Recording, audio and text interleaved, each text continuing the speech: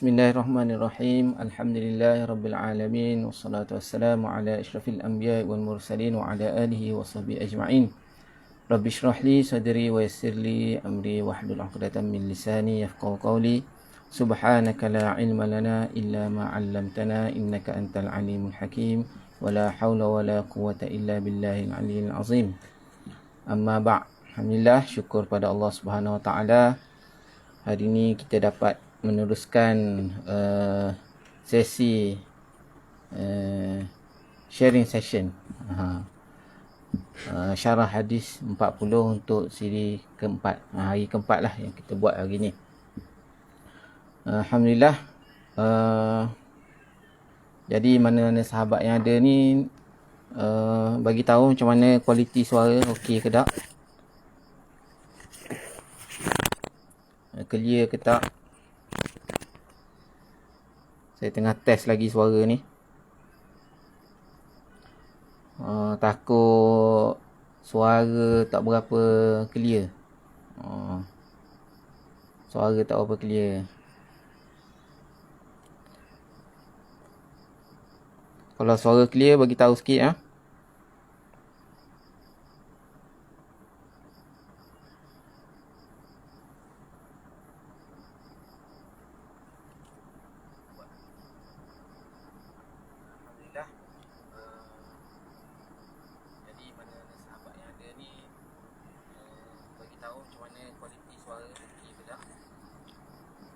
Clear tak? Gitu.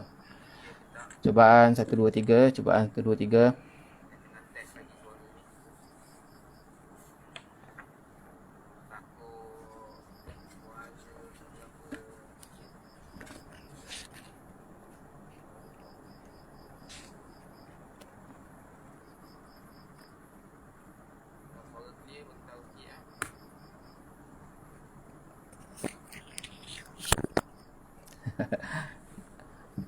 Taqiyuddin tak boleh lagi lawan janggut tu. Syekh Taqi kita.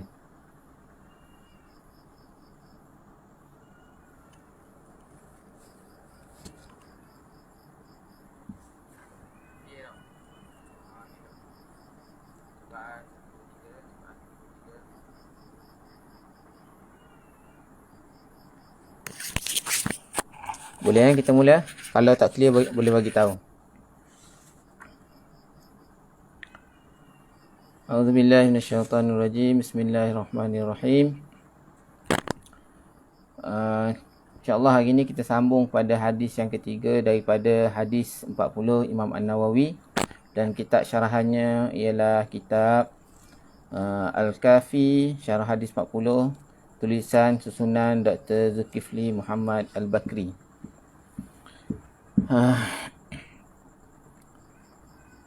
Tajuk hadis yang ketiga ini yang diletakkan oleh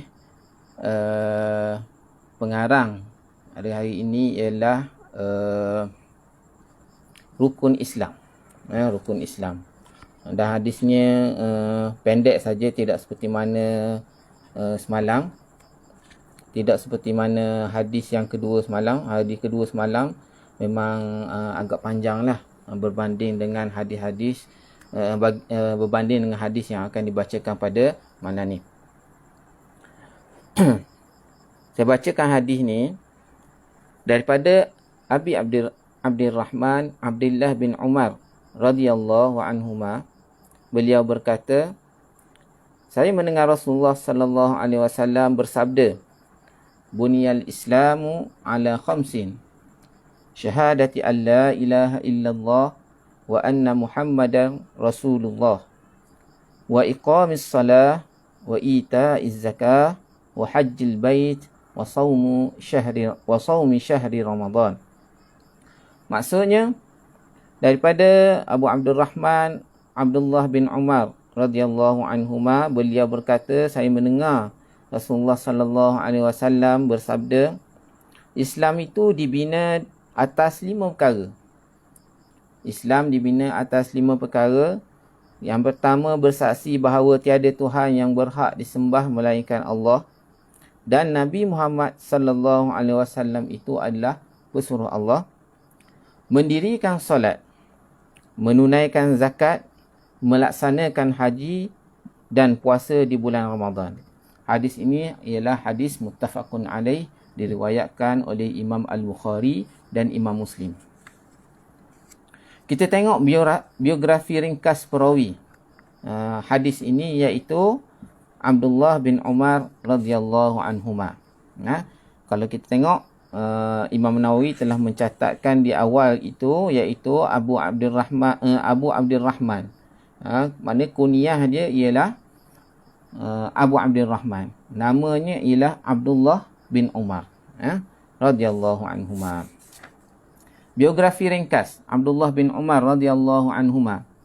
Nama beliau ialah Abdullah bin Umar bin Nufail bin Abdul Uzza bin Riyah bin Abdullah bin Qard bin Razah bin Adi bin Ka'ab bin Lu'ay. Tambahan pula, nasab Abdullah bin Umar berhimpun dengan nasab Nabi SAW pada Ka'ab sebagaimana bapanya. Memanglah, oleh kerana Abdullah bin Umar ialah anak kepada Sayyidina Umar Al-Khattab. Sudah pastinya seperti mana yang kita baca sebelum ni pada hadis yang pertama, Umar radhiyallahu anhu pada kira nasabnya berjumpa juga dengan nasab Nabi SAW pada datuk nenek, pada nenek moyangnya, iaitu Ka'ab, tingkat-tingkat atas. Kunyah beliau ialah Abu Abdurrahman sebagaimana yang dinyatakan dalam kitab At-Tarajim bagi sahabat. Kitab Tarajim ni ialah kitab-kitab yang menulis biografi sahabat.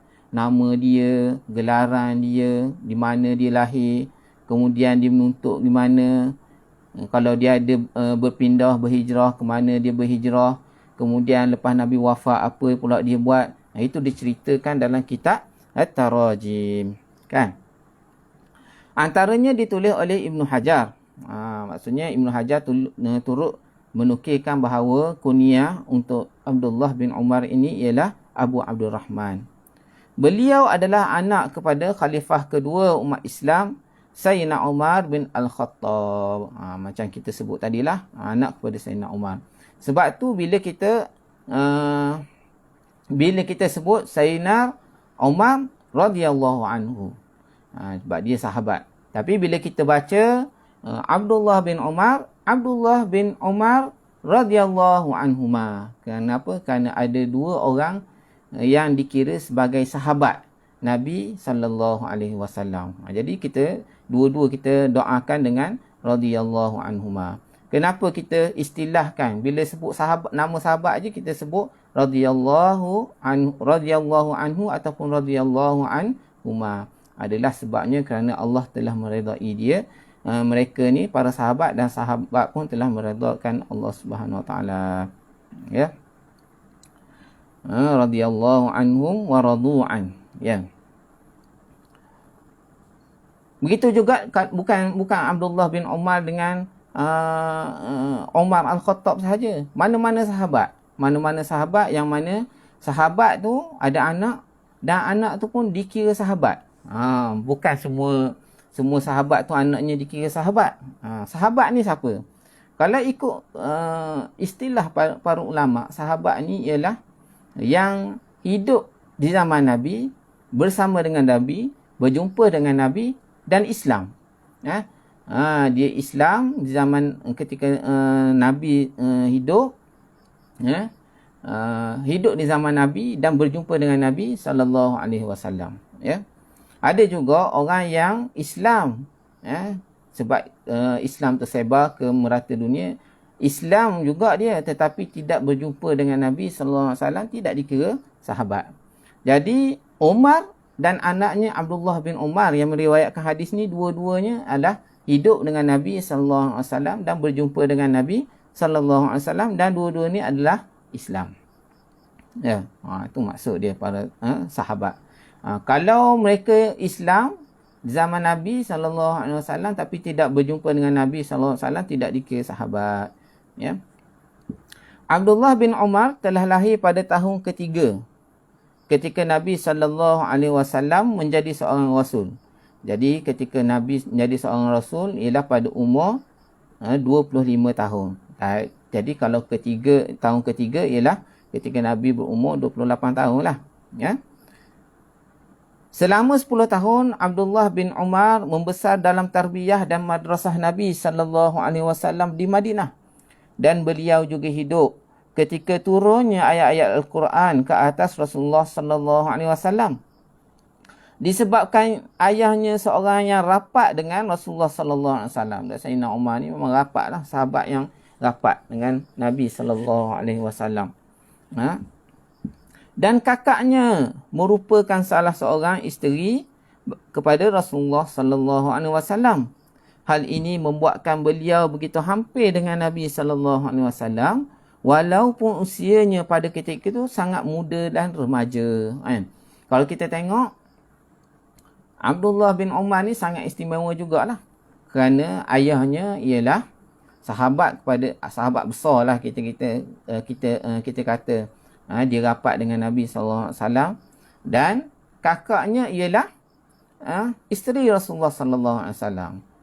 Kalau kita tahu siapa yang kita kata yang kakak Abdullah bin Umar ni yang berkahwin dengan Rasulullah SAW. Siapa agak-agak? Di antara 11 di antara 11 isteri Nabi SAW, siapa di antara mereka yang menjadi sebenarnya kakak kepada Abdullah bin Umar ni? Tapi sebelum tu kita tengok dulu. Maknanya kalaulah kakak Abdullah bin Umar ni berkahwin anak Sayyidina Umar juga, jadi Sayyidina Umar ni adalah bapa mertua kepada Rasulullah sallallahu alaihi wasallam. Rapatnya bukan rapat biasa-biasa, ada pula hubungan kekeluargaan. Walaupun dari segi nasab tadi tu dah ada pertalian. Tapi bila sampai ke peringkat bawah ni, ada pula pertalian lain, iaitu Sayyidina Umar adalah bapa mertua kepada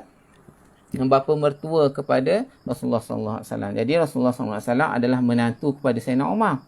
Dan Abdullah bin Umar ni pula adalah adik ipar kepada Nabi sallallahu alaihi wasallam. Jadi siapa agak-agak nama isteri Rasulullah merangkap kakak kepada Abdullah bin Umar? Tidak lain dan tidak bukan ialah Hafsah binti Umar radhiyallahu anhuma. Hafsah ni ialah antara isteri-isteri Nabi sallallahu alaihi wasallam. Mengikut kajian, isteri Nabi ada 11 orang. 11 orang. Termasuk Siti Khadijah. Khadijah ni isteri yang pertama Rasulullah sallallahu alaihi wasallam. Dan ketika Khadijah menjadi isteri, Nabi tidak berkahwin, tidak berpoligami dengan wanita lain. Setelah kematian Khadijah, jadi Nabi banyak berkahwin. Banyaknya berkahwin Nabi ni seramai 11 orang, dan berpoligami lebih kurang dari 10 orang. Ada berpisah, ada yang kita kata tetap bersama sampai akhir. Adalah keistimewaan Nabi. Jangan ada yang buat hujah kata ni poligami lebih daripada 4 ni boleh buat sebab Nabi buat. Di sana ada yang dikatakan bahawa pengkhususan kepada Nabi sallallahu alaihi wasallam kita tidak boleh ikut. Haram untuk kita ikut. Kerana dalam syariat kita, syariat Islam, yang dibenarkan untuk berpoligami sekadar 4 sahaja. Maksimum 4. Sekiranya mampu berlaku adil. Sekiranya tidak mampu berlaku adil, jadi cukup dengan seorang sahaja. Jadi Hafsah ni adalah antara isteri-isteri Nabi sallallahu alaihi wasallam yang berkahwin dengan Nabi selepas matinya Sayyidatina Khadijah, ya. Isteri Rasulullah yang paling awal Khadijah. Isteri Rasulullah yang paling akhir ialah Aisyah. Aisyah.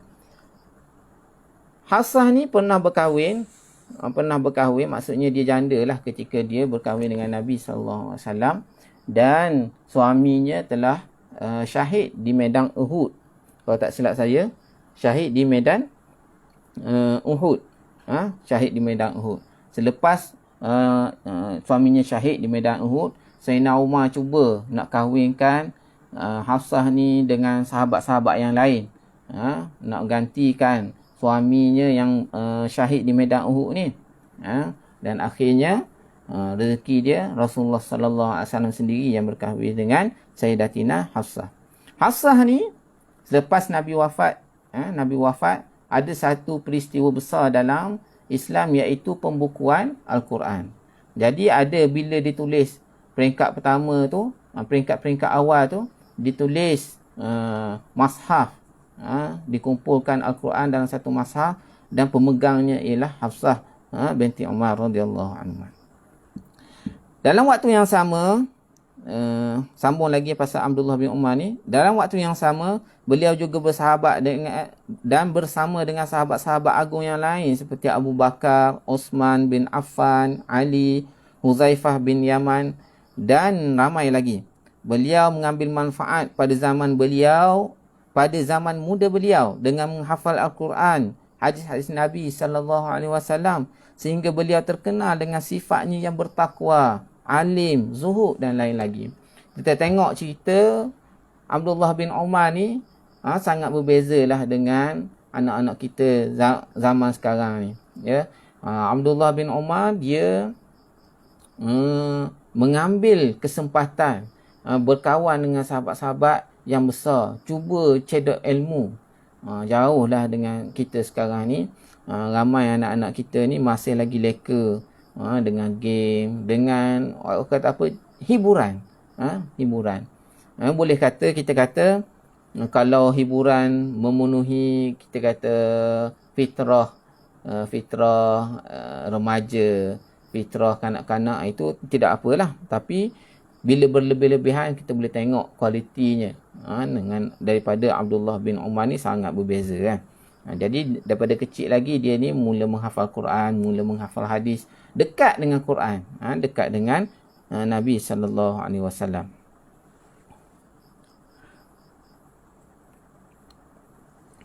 Walaupun usia beliau muda, ia bukanlah penghalang untuk beliau menuntut dan menimba ilmu sehingga menjadi seorang sahabat yang terkenal akan kefakihan dan keilmuannya. Beliau juga terkenal sebagai salah seorang sahabat yang melazimi Rasulullah sallallahu alaihi wasallam. Beliau juga terkenal sebagai salah seorang sahabat yang melazimi Rasulullah sallallahu alaihi wasallam dalam tempoh yang lama.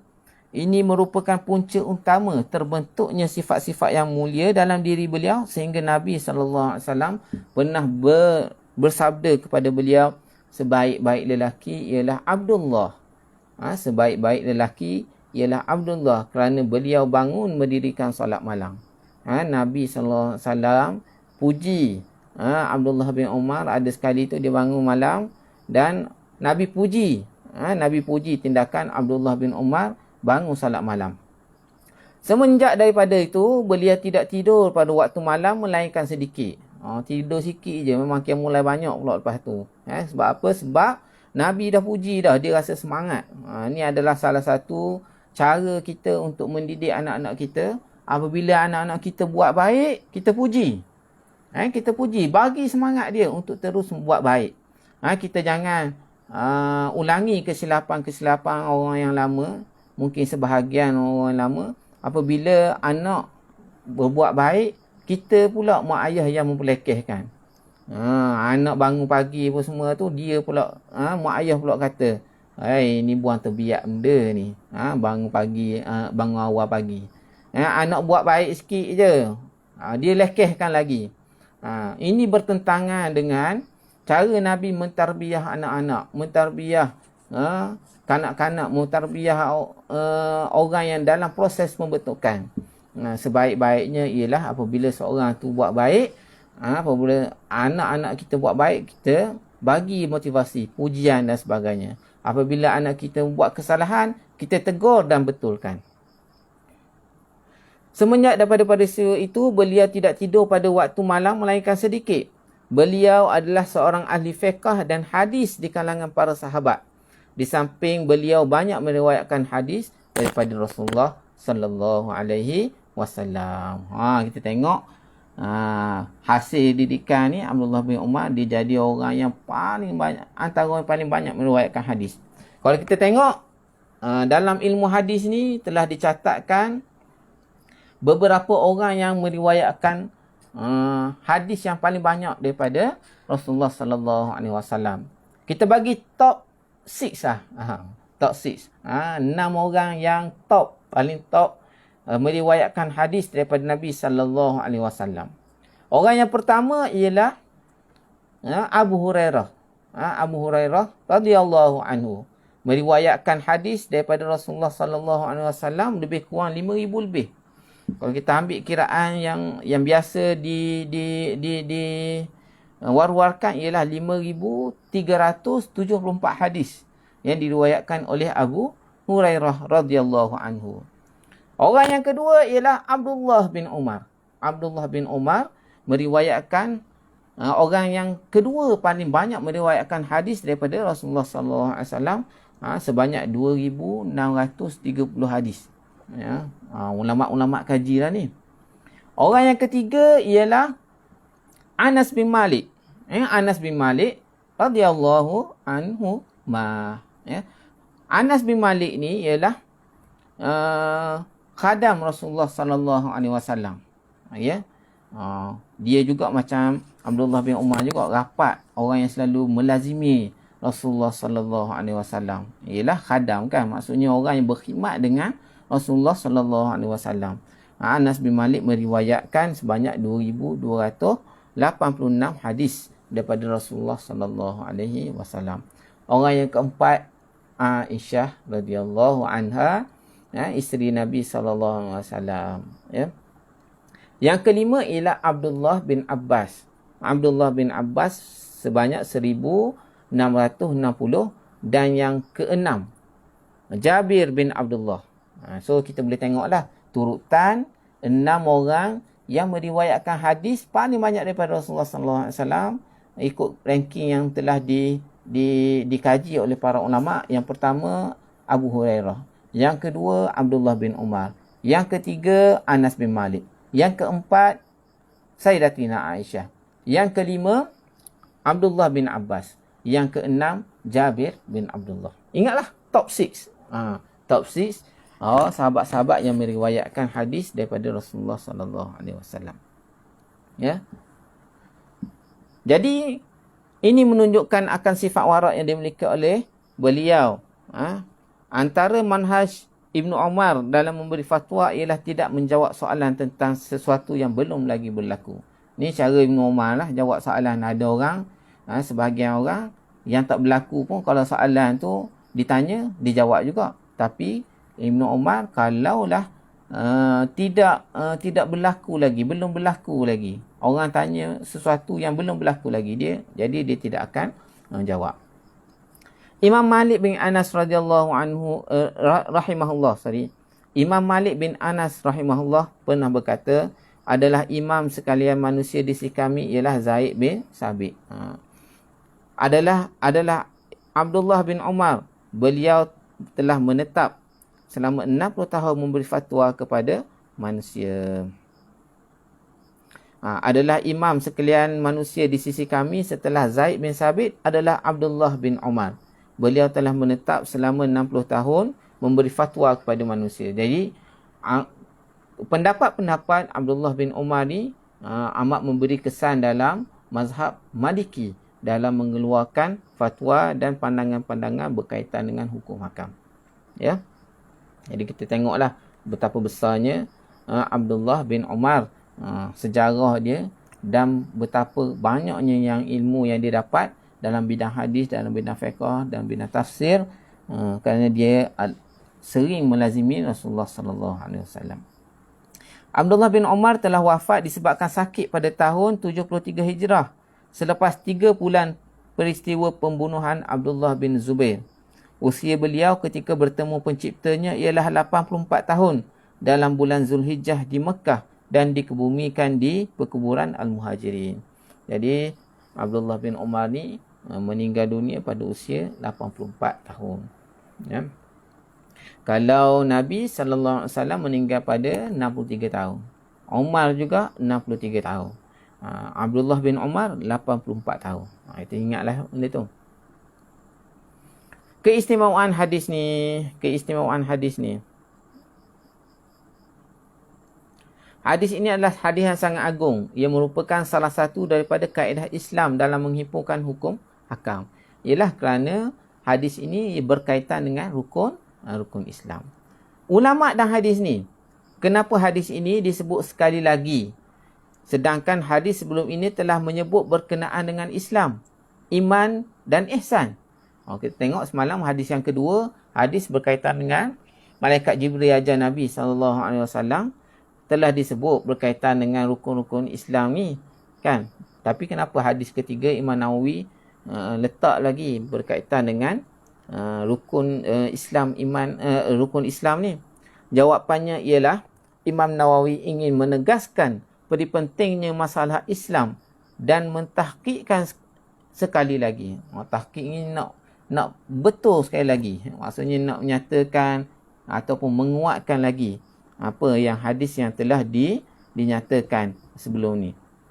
Keduanya, dalam hadis ni jelas menunjukkan bahawa Islam dibangunkan atas 5 asas, sedangkan hadis sebelum ini tidak menyebut. Jadi hadis yang sebelum ni Nabi sebut, bila Jibril tanya, ceritakan aku tentang Islam, Nabi sebut Islam tu syahadah, solat, zakat, puasa dan sebagainya. Nabi sebut umum gitu saja. Sedangkan dalam hadis ni Nabi terang-terang sebut bahawa Islam ni terbina atas 5 asas ni. 5 asas ni yang kita sebut sebagai 5 rukun. Pengajaran daripada hadis ni yang pertama ialah hadis ni mengibaratkan Islam sebagai sebuah bangunan. Kita semua tahu bangunan adanya pasak dan ianya menjadi pelindung kepada orang yang bernaung di dalamnya. Itulah hakikat Islam sebagai pelindung kepada umatnya jika dilaksanakan segala rukunnya. Ibnu Rajab Al-Hambali berkata, tamsilan Islam dengan binaan dan penegak kepada binaan itu ialah 5 tiang rukun asas ini. Jadi kalau kita katakan Islam ni sebagai satu bangunan, jadi 5 perkara inilah, 5 rukun Islam inilah yang menjadi orang kata apa, yang menjadi tiang rukun kepada rumah ini, binaan. Jadi ada orang kata silap faham sebelum ni, kata kalau kita buat rukun Islam ni cukup dah, maknanya kita dah cukup dah bagi kita dah laksana Islam dah. Tidak cukup, kerana dia rukun lagi. Banyak lagi perkara, dia rukun sahaja. Rukun ni maksudnya asas. Ada banyak lagi perkara lain yang ada dalam satu binaan. Ada dinding dia, ada lantai dia, ada atap dia, ada tingkap dia dan sebagainya. Lebih kurang macam itulah kita nak katakan. Jadi kalau tiang-tiangnya sahaja, maka tidak cukup. Jadi kalau rukun ni ialah asas. Tetapi ada lagi benda-benda lain. Banyak lagi kewajipan-kewajipan lain. Kewajipan mentaati ibu dan ayah, ibu bapa. Kewajipan melaksanakan hukum-hukum jenayah. Ada lagi kewajipan membeli perkara-perkara yang halal. Banyak lagi kewajipan-kewajipan yang lain yang ada di dalam agama Islam ni. Pengajaran yang kedua, Ibnu Manzur dalam mendefinisikan Islam seperti tersebut dalam Lisanul Arab ialah menzahirkan ketundukan serta melaksanakan syariah dan menerima dengan penuh kepatuhan apa yang dibawa oleh Rasulullah SAW. Ibnu Manzur ni adalah seorang ulama yang mempunyai satu kamus yang dinamakan Lisanul Arab. Kalau orang yang mengaji dalam pengajian Islam, Lisanul Arab ni satu perkara yang penting apabila kita membuat definisi, definisi dari segi bahasa. Dia mengatakan bahawa Islam inilah menzahirkan ketundukan. Islam ni berkaitan dengan perkara-perkara yang zahir. Kita menzahirkan ketaatan, menzahirkan ketundukan kita. Kalau kita mengaku bahawa Allah itu Tuhan kita, kita kena zahirkan. Caranya macam mana? Caranya macam mana? Ada di dalam Islam tersebut dengan melaksanakan syariat-syariat Allah. Itulah yang dinyatakan oleh Ibnu Manzur. Kalau kita ni sebagai seorang Islam, kita kena zahirkan ketundukan, ketaatan kita kepada Allah Subhanahu wa taala. Pengajaran yang ketiga pula, asas binaan Islam yang disabdakan Nabi sallallahu alaihi wasallam merupakan garisan pemisah antara Islam dan kufur serta penentu antara syurga dan neraka, iaitu penyaksian keesaan Allah Subhanahu wa taala dan penyaksian bahawa Nabi Muhammad sallallahu alaihi wasallam utusan Allah. Ini adalah binaan pertama bagi setiap Muslim sebelum melangkah kepada asas-asas Islam yang lain. Binaan itu juga disandarkan kepada hadis Nabi sallallahu alaihi wasallam, "Man qala la ilaha illallah mukhlishan dakhalal jannah." Sesiapa yang berkata tiada Tuhan yang layak disembah melainkan Allah dengan penuh keikhlasan, nescaya dia akan masuk syurga. Jadi antara binaan pertama ataupun rukun yang pertama di dalam Islam ni ialah mengucap dua kalimah syahadah. Dua kalimah syahadah ini adalah pembeza. Bukan mengucap, maksudnya bersaksi bahawa Allah tiada Tuhan melainkan Allah dan Nabi Muhammad sallallahu alaihi wasallam adalah pesuruh Allah. Inilah yang membezakan antara orang Islam dan juga orang kafir. Membezakan orang yang mengaku Islam dan orang yang tidak mengaku Islam, tidak beriman dengan Allah Subhanahu wa taala. Jadi orang Islam ni apabila dia mengakukan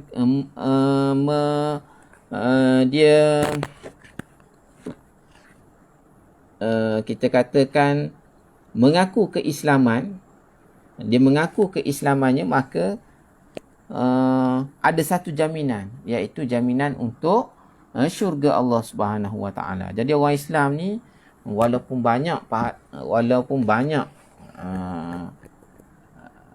dosanya, akhirnya dia akan dimasukkan ke dalam syurga Allah Subhanahu wa taala. Ya. Tapi kita janganlah pula rasa selesa pula bila sebut macam tu. Boleh masuk syurganya, tak apa masuk neraka tu. Jangan. Kita ni sangat benci kepada neraka. Orang Islam sifat dia sangat benci kepada neraka. Walaupun kita tahu kita melakukan kesilapan, kita telah melakukan kesalahan atas perintah-perintah Allah Subhanahu Wa Taala tadi tu, tapi kita tetap benci neraka. Kita tak nak masuk neraka. Tak mahu masuk neraka ni. Kalau orang sebut masuk sekejap je, tak mahu juga. Ya, tak mahu juga. Sifat kita orang Islam. Tapi dari segi ilmunya kita bahaskan bahawa orang Islam ni tetap akan masuk syurga akhirnya, walaupun pada awalnya dimasukkan ke dalam neraka atas sebab-sebab dosa-dosa yang dia bawa. Tetapi berbeza dengan orang yang kafir. Orang yang kafir tidak akan masuk ke syurga Allah Subhanahu Wa Taala. Walaupun atas dunia ni kita nampak macam baik je. Walaupun ke atas dunia ni kita nampak macam bagusnya dia ni, kan? Tapi nilai pengakuan, nilai iman ini cukup tinggi. Sekiranya tidak beriman, maka tidak boleh masuk, tidak berhak untuk masuk syurga Allah Subhanahu Wa Taala. Sebab itulah pengakuan kita mengaku bahawa tiada Tuhan lain melainkan Allah. Allah sahaja. Allah sahaja ialah Tuhan kita. Sama ada dari segi kita mengaku dia dari segi Tuhan yang mentadbir alam ini, ataupun kita mengaku dia Tuhan yang wajib kita sembah semuanya. Hanya Allah Subhanahu Wa Taala sajalah yang wajib kita sembah, ya. Wajib. Dialah menciptakan kita, dialah yang kita sembah. Itulah maksudnya, maksud kita bersaksi bahawa tiada Tuhan melainkan Allah. La ilaha illallah.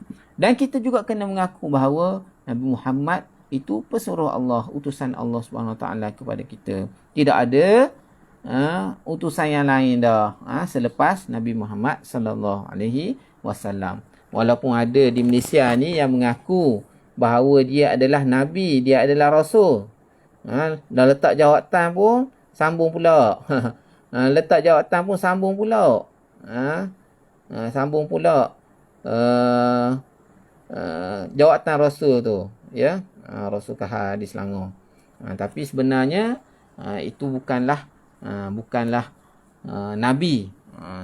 pendusta atas Nabi. Kita mengaku bahawa tiada Tuhan yang disembah melainkan Allah dan Nabi Muhammad sallallahu alaihi wasallam itu adalah pesuruh Allah. Ya. Pengajaran yang keempat, selepas membuat penyaksian bahawa Islam adalah pernyataan keesaan Allah dan membenarkan kenabian Muhammad sallallahu alaihi wasallam, seterusnya ialah mendirikan solat dan menunaikan secara sempurna dengan syarat, rukunnya, adab-adabnya dan sunnah-sunnahnya agar dapat menatijahkan hasilnya dalam diri seorang Muslim. Salah satu hasilnya ialah meninggalkan perbuatan keji dan mungkar, kerana solat dapat mencegah seseorang daripada perbuatan keji dan mungkar. Inna salata tanha 'anil fahsya'i wal munkar. Inna salata tanha 'anil fahsya'i wal munkar. Sesungguhnya solat itu dapat mencegah kita daripada perbuatan keji dan mungkar. Tapi ada juga sebahagian daripada kita mungkin mempersoalkan, kita ni semayang, setiap hari tak tinggal semayang, tetapi ada juga dosa yang kita buat, fahsyak yang kita buat.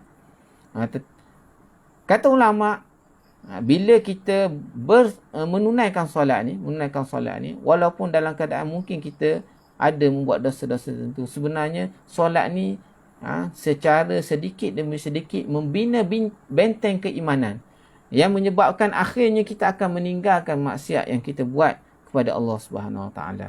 Jadi solat ni insya-Allah akan menjadi benteng kepada kita. Buatlah, sibuklah maknanya dengan urusan dunia kita ni, tapi jangan tinggal solat. Sesibuk mana pun kita jangan tinggal solat. Sekarang ni isu menjadi isu apabila kita menghadapi COVID-19. COVID-19 ni, saya sendiri melihat perbezaan yang ketara terhadap solat-solat yang diwajibkan. Antaranya ialah solat Jumaat. Dulu kita di awal PKP dulu, solat Jumaat tidak dibolehkan. Jadi ramai yang solat Zuhur di rumah. Maksudnya semualah solat Zuhur di rumah kan. Kemudian bila dibuka, minggu pertama, minggu kedua, minggu ketiga, yang awal-awal diberi keizinan untuk kita solat Jumaat tu, ya Allah, 12.30 dah ramai dah orang. Penuh dah masjid. Barisan di luar masjid masih lagi panjang. Tapi sekarang ni makin lama makin sikit. Makin lama makin sikit.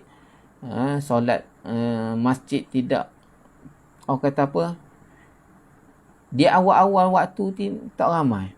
Kalau kita datang 5 minit, 10 minit sebelum masuk waktu, masih lagi kita boleh duduk di sof-sof yang depan. Menunjukkan ramainya. Sama ada ramai yang datang lewat ataupun masih ramai yang tidak datang solat Jumaat di kawasan yang dibolehkan lah. Kawasan yang tak boleh tu macam nak buat macam mana? Kawasan yang masih boleh tu tidak, masih lagi dalam keadaan yang macam ni. Perbezaan yang ketara. Masih lagi ramai orang yang mengambil ringan berkaitan dengan wajibnya solat Jumaat ni. Ya. Solat-solat lain pun lagilah. Ada orang yang meninggalkan tak solat. Dia rasa besar diri dia, angkuh dengan Allah Subhanahu Wa Taala, tidak menunaikan solat. Sedangkan solat ni adalah yang menghubungkan kita dengan Allah Subhanahu Wa Taala.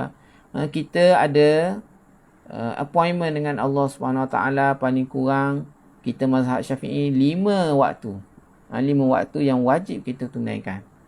Fardu dia. Ada mazhab-mazhab lain mewajibkan solat witir. Solat witir walaupun dia bukanlah fardu macam solat 5 waktu ni, tapi dia wajib dilaksanakan. Dalam mazhab, mungkin ada dalam pendapat mazhab yang lain. Tapi kita mazhab Syafi'i 5 waktu ni paling kurang kena laksanakan.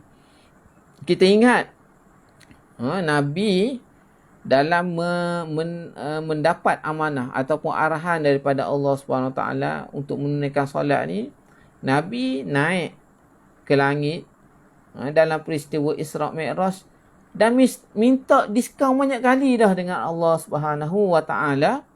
Ya.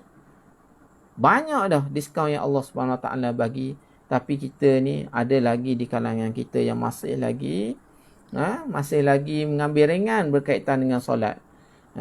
Bukan sahaja mengabaikan perintah Allah Subhanahu Wa Taala, tetapi lebih daripada itu berlaku sombong dan juga tidak berterima kasih dengan Nabi sallallahu alaihi wasallam yang telah bersusah payah untuk minta diskaun. Daripada 50 turun 45, turun lagi, sampailah ke 5 waktu. Dalam 5 waktu ni dengan pahalanya sama dengan 50 waktu asal yang Allah Subhanahu Taala nak syariatkan kepada kita tu, kita masih lagi mengambil ringan. Mungkin kita ni di kalangan orang yang menunaikan solat, tetapi ahli keluarga kita macam mana? Ahli keluarga kita macam mana? Mungkin juga antara kita menunaikan solat, tetapi solatnya lebih-lebih kurang. Solat di awal, solat di akhir waktu, solatnya main-main, tidak ada persediaan dan sebagainya. Muhasabah diri kita, di mana kekurangan diri kita, ya.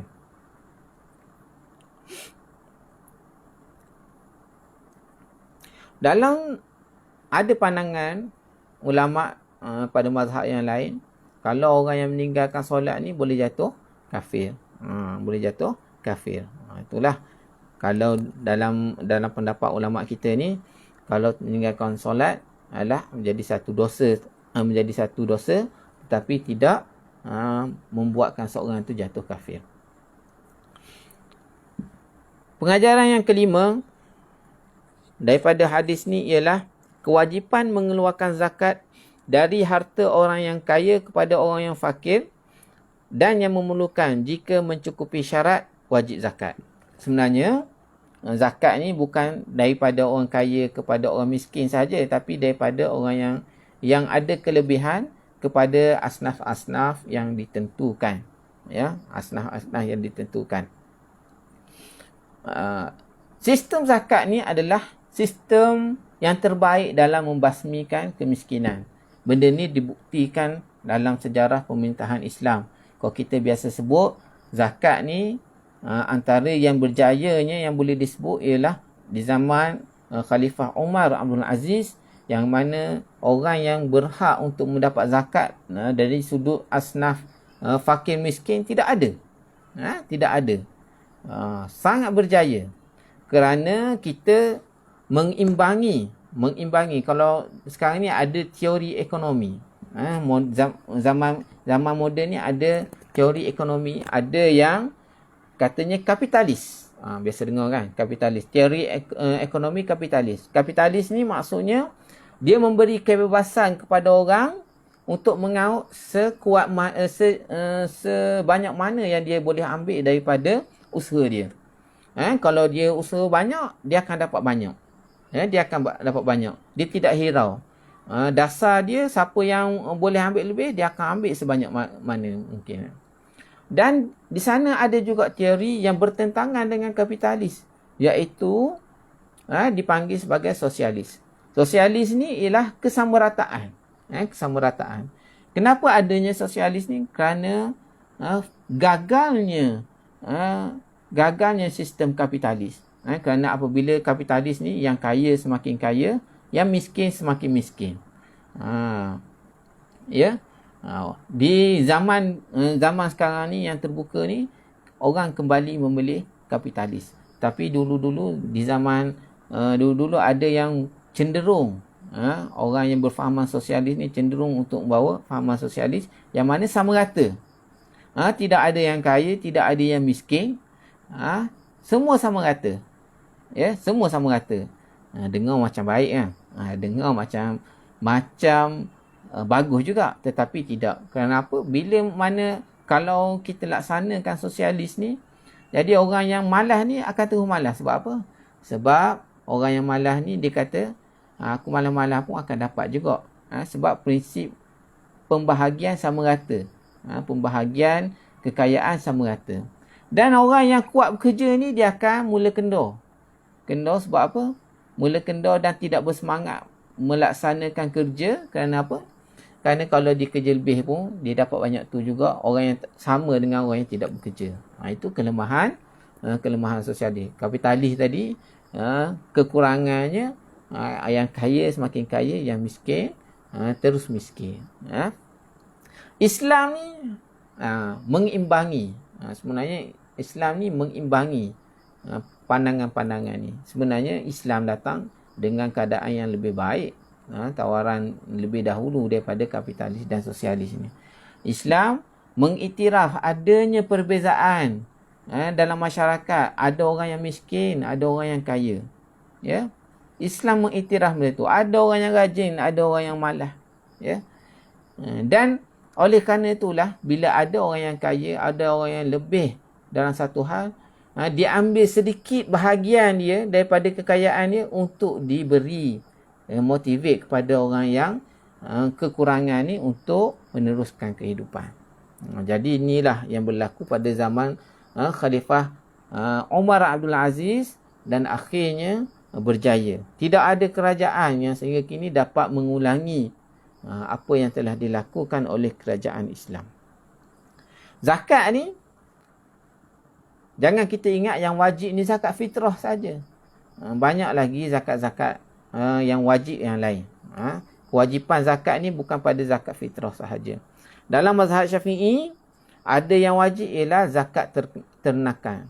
Yang wajib juga ialah zakat emas dan perak. Yang wajib juga ialah zakat pada tanaman dan buah-buahan, yang kita namakan sebagai zakat pertanian. Dan ada juga zakat perniagaan. Zakat perniagaan. Adapun zakat pendapatan pada asalnya tidak ada di dalam mazhab Asy-Syafi'i.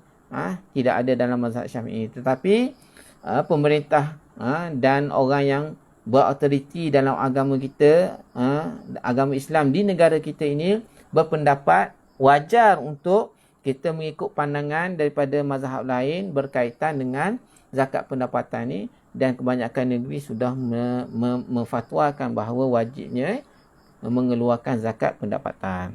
Zakat pendapatan ni zakat yang kita keluarkan atas pendapatan kita, gaji ke ataupun perolehan lain kan. Itulah. Jadi orang yang ada pendapatan, ada kelebihan, dia perlu mengeluarkan zakat. Sekiranya ada pendapatan tetapi pendapatan tu tidak belum sampai tahap untuk mengeluarkan zakat, maka tidak wajib dikeluarkan zakat. Kalau dalam mazhab Syafi'i ini, dia cukup bilang dan cukup tempoh. Cukup bilang dan cukup nilai dia dan cukup tempoh dia, baru diwajibkan keluar zakat. Boleh setakat ni?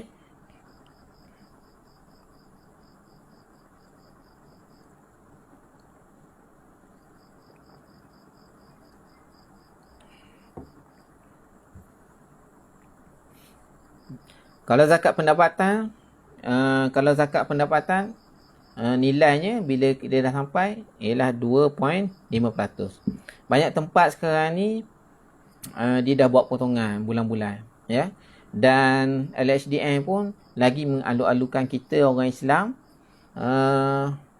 daripada PCB, potongan cukai bulanan tu, disalurkan ke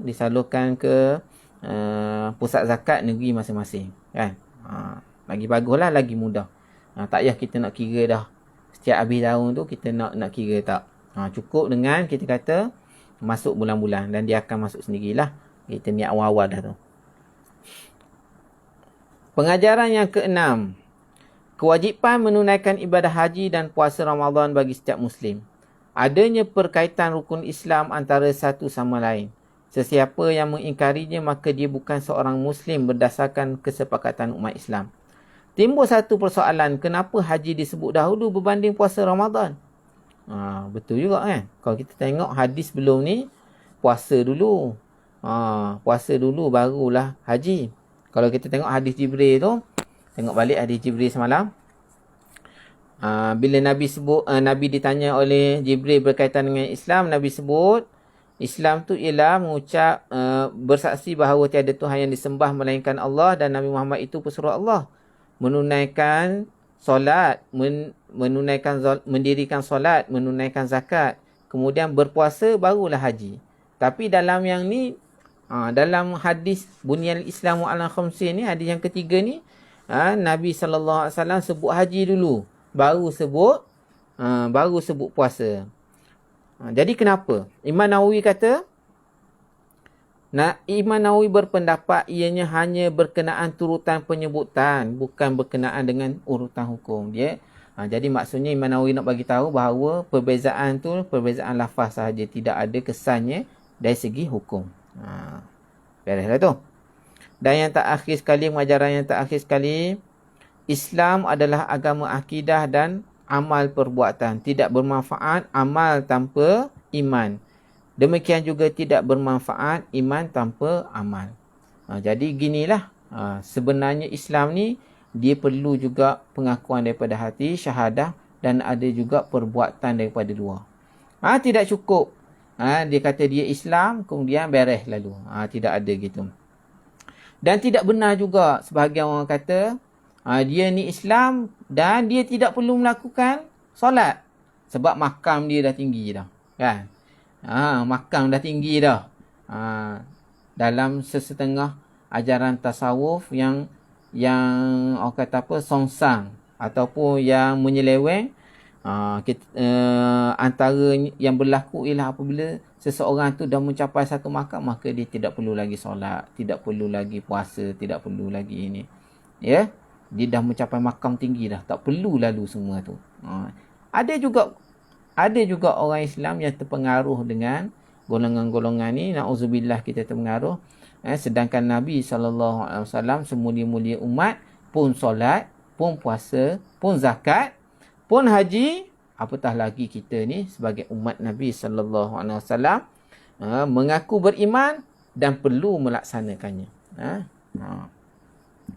Dan akhir sekali, aplikasi hadis dalam kehidupan. Saya baca sikit lagi sebelum penutup. Islam merupakan agama yang sempurna.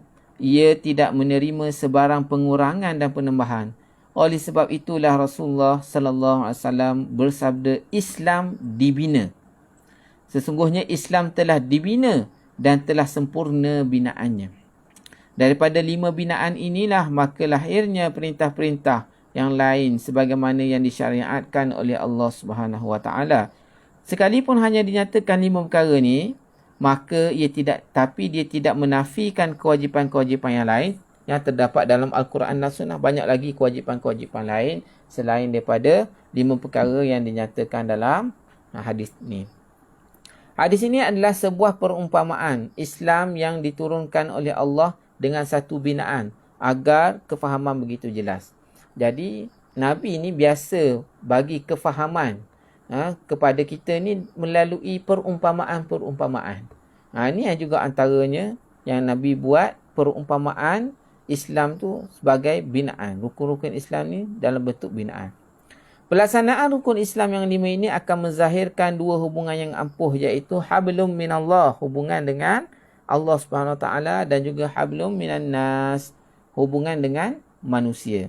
Ya, antara hubungan dengan Allah ialah kita syahadah, kita solat, kita puasa. Hubungan dengan manusia, kita beri zakat. Jadi ada dua-dua perkara ni. Maknanya vertikal dan horizontal. Kita kata kan. Justeru pelaksanaan rukun Islam yang 5 sudah barang tentu membawa kebaikan dan kebahagiaan, sudah pasti. Ya. Dalam kehidupan ini, agama Islam perlu dipatuhi dan ditaati agar kita sentiasa mendapat mardatillah.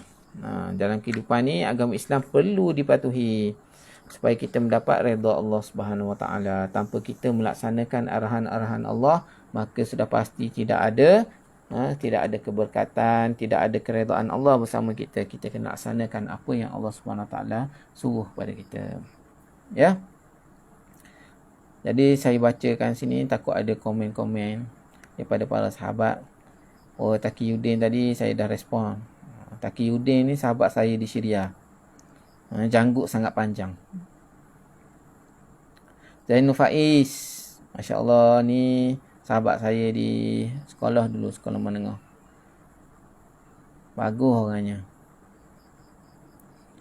Ada soalan berkaitan dengan hadis yang ketiga daripada hadis Imam Nawawi ni?